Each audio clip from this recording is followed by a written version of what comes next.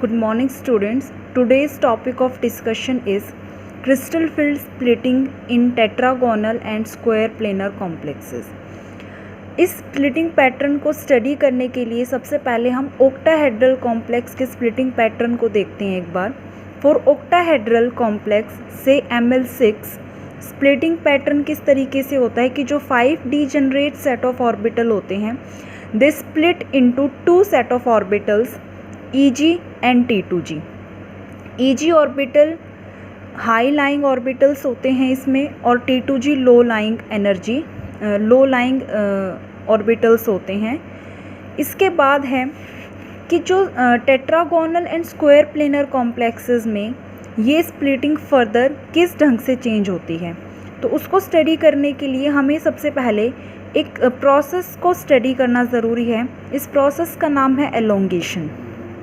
यहाँ हम क्या करते हैं, जो Ml6 है उसमें जो लिगेंड हमारा अलोंग Z एक्सिस है उसको एलोंगेट कर देते हैं.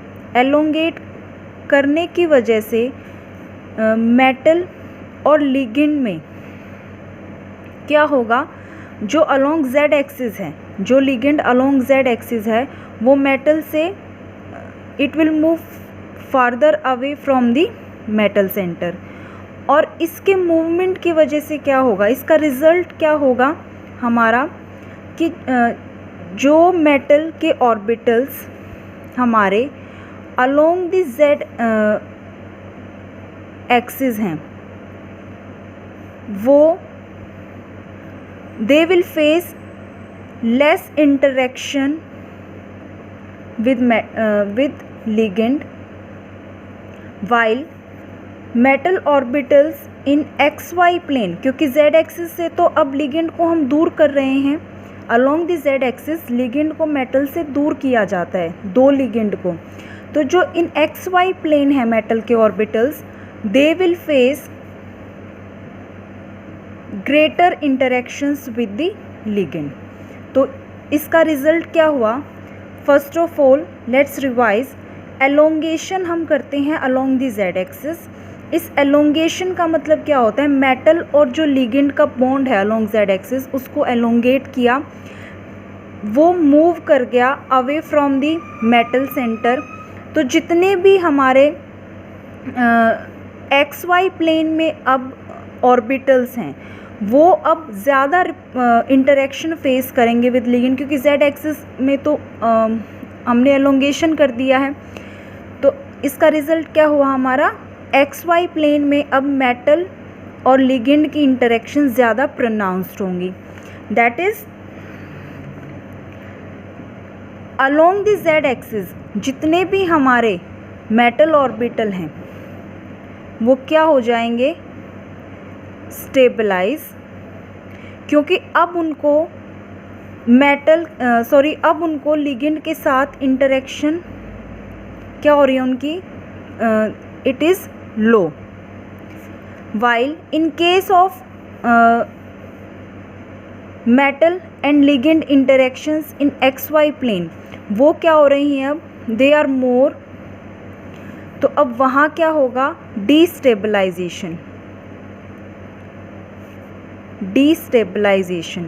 तो जो मेटल और लिगेंड XY प्लेन में इंटरेक्शंस हैं, मेटल के जितने भी ऑर्बिटल XY प्लेन के हैं जैसे कि dxy, dx square y square, ये सब क्या होंगे, डीस्टेबलाइज होंगे, because they are facing more metal ligand repulsive interactions.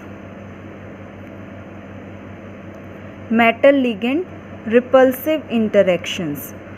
और जो अलोंग द Z एक्सिस हैं उनको हमने एलोंगेट कर दिया, दूर कर दिया, तो उस केस में हमारा मेटल और लिगेंड की जो इंटरेक्शंस हैं, इंटरेक्शंस कैसी हैं, ये रिपल्सिव इंटरेक्शंस हैं, दे आर लो. तो इस केस में हमारा जो अलोंग द Z एक्सिस जितने भी हमारे मेटल के ऑर्बिटल्स हैं like dz square, dxz, dyz, वो सब क्या हो जाएंगे, दे विल बी स्टेबलाइज्ड. अब इस प्रोसेस में जब हम एलोंगेशन करते हैं तो जो एक इंटरमीडिएट हमें स्टेज मिलती है उसको बोलते हैं टेट्रागोनल स्टेज। उस स्टेज में अलोंग द जेड एक्सिस हमारा जो लिगेंड है वो कंप्लीट रिमूवल नहीं हुआ है, लेकिन एलोंगेशन प्रोसेस स्टार्ट हो गया है। एलोंगेशन प्रोसेस स्टार्ट हो गया, इसका मतलब जेड एक्सिस वाले क्या हो गए, कुछ स्टेबलाइज हो गए कुछ अमाउंट तक, और एक्स वाई प्लेन के जो लिगेंड है वो कुछ अमाउंट तक क्या हो गए, डिस्टेबलाइज हो गए। उसी को हमने यहाँ पे दिखाना है। अब ईजी ऑर्बिटल में x square y square d z square, elongation से जेड कंपोनेंट वाला जो है ऑर्बिटल वो क्या होगा, स्टेबलाइज। इसका मतलब ये कहाँ आएगा, लोअर एनर्जी पे आएगा। जो चीज़ स्टेबलाइज होती है उसकी एनर्जी लो होती है। एक्स वाई प्लेन के जो लिगेंड है वो एलोंगेशन से ज़्यादा रिपल्सिव इंटरेक्शन फेस करते हैं, तो वो कहाँ आएंगे, एट हायर एनर्जी। ये जो है ये वाला है इंटरमीडिएट प्रोसेस, अभी एलोंगेशन प्रोसेस पूरी तरह से कंप्लीट नहीं हुआ है, तो इंटरमीडिएट अभी चल रहा है। तो उस केस में ये स्प्लिटिंग पैटर्न है, और ये वाला जो स्प्लिटिंग पैटर्न हम बना रहे हैं यही है टेट्रागोनल स्प्लिटिंग। अब यहाँ देखो d x z d y z and d x y, ये एक्स वाई प्लेन में ऑर्बिटल है, तो ये एलोंगेशन प्रोसेस में क्या करेगा, ज़्यादा मेटल लिगेंड रिपल्सिव इंटरेक्शन होंगी, यहाँ पे डिस्टेबलाइज होगा, तो इसकी एनर्जी क्या हो जाएगी, इंक्रीज। और जेड कंपोनेंट वाले ऑर्बिटल की एनर्जी क्या हो जाएगी, डिक्रीज। तो यहाँ आएंगे two set of orbitals d x z और डी वाई जेड। अब इसके बाद जब एलोंगेशन प्रोसेस पूरी तरह से कंप्लीट हो गया, कंप्लीट रिमूवल हो गया दो लिगेंड का अलोंग जेड एक्सिस, तो अब along the Z axis ligand तो है ही नहीं जो रिपल्सिव इंटरेक्शन देंगे मेटल के ऑर्बिटल्स को, कंप्लीट रिमूवल हो चुका है उनका। तो अब फर्दर स्टेबलाइजेशन होगा जेड कंपोनेंट के ऑर्बिटल्स का, क्योंकि अब उनके जो जेड कंपोनेंट के ऑर्बिटल्स हैं along the Z axis ligand ही नहीं है उनको रिपल्सिव इंटरेक्शंस देने के लिए, तो अब फर्दर क्या होगा, इनकी एनर्जी और कम हो जाएगी, बिकॉज ये क्या हो रहे हैं, फर्दर और ज़्यादा स्टेबलाइज हो रहे हैं, डी एक्स जेड और यहाँ डी वाई जेड। ऐसे ही जो डिस्टेबलाइज हो रहे थे वो फर्दर और ज़्यादा डिस्टेबलाइज हो जाएंगे जब एलोंगेशन प्रोसेस कंप्लीट होगा। तो x square y square destabilise हो रहा था, फर्दर इसकी डिस्टेबलाइजेशन और ज़्यादा बढ़ गई, तो ये आ गया हायर एनर्जी पे।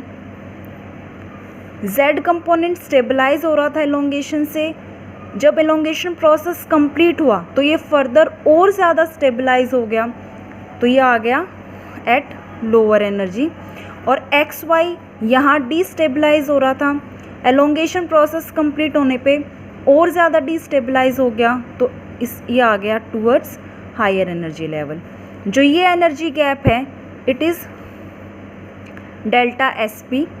तो यहाँ से हम एक कंक्लूज़न ये दे सकते हैं कि जब हमारा एलोंगेशन प्रोसेस कंप्लीट हो गया, elongation is completed, that is two ligand along z axis are removed completely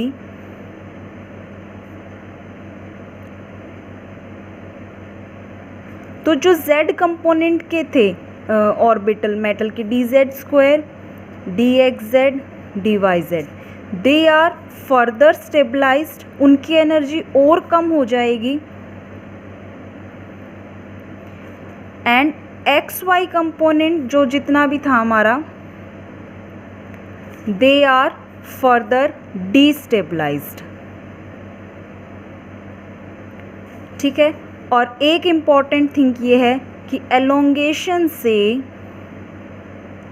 या इसको बोलते हैं Z out, Z out means ligand along the z axis are removed। elongation process से जो मेटल के orbital in x y plane हैं वो destabilise होते हैं,